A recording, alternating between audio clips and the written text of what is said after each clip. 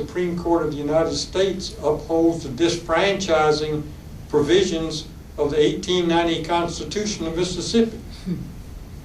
And as its authority, it cites the Supreme Court of Mississippi in a case 2 years earlier. Now, I'm not making any of this up. I've got a book coming out with some of it. But you know, and so the Supreme Court of Mississippi had forthrightly acknowledged that the 1890 Constitution was intended to disfranchise blacks from voting, but only within the limits allowed by the U.S. Constitution, it said. That there was no discrimination based on race, only on the proclivities of the race. For example, it contrasted the robust crimes of whites. I'm not making this up now. It contrasted the robust crimes of whites with the furtive crimes of blacks. Now, what did that mean in reality? It meant, so in the Mississippi Constitution of 1890, and new laws passed immediately thereafter, murder was not a disqualifying crime for voting. It's a robust crime, you know. But vagrancy was. Unanimous opinion of the U.S. Supreme Court.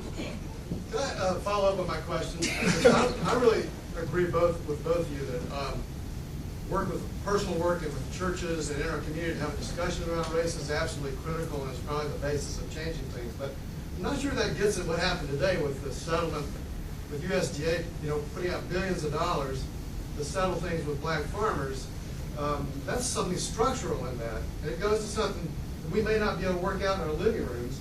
And you think about those farmers sat there and watched mostly white farmers get commodity payments of tens and hundreds of millions of dollars while they were being discriminated against and couldn't get a small loan to plant a crop on their land. That goes beyond what we're going to talk about in our living rooms. So I'm just wondering how we get to those deeper questions in our communities and confront them and really talk about that structural stuff, not just the personal stuff. I do think if a few churches, white and black, or predominantly white and black, began to have real social interaction and discussion about race, those structural issues would develop, would flow out of that, and discussion about such issues.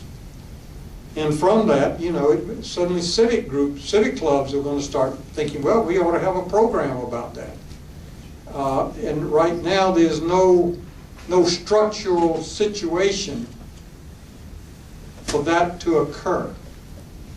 We have the Human Affairs Commission in the state, but during the era of the Civil Rights Movement in South Carolina, a very strong and influential organization was the Christian Action Council, which was interdenominational.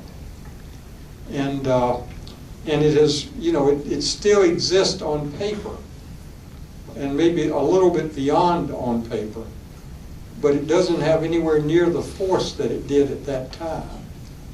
And but I think if even in the major metropolitan areas where you do have much more variety of religious denominations, if they could begin getting something begun and have that kind of discussion, and it is a small state, and then you might get a statewide organization that spreads it out, and you have various types of religious organizations in the state.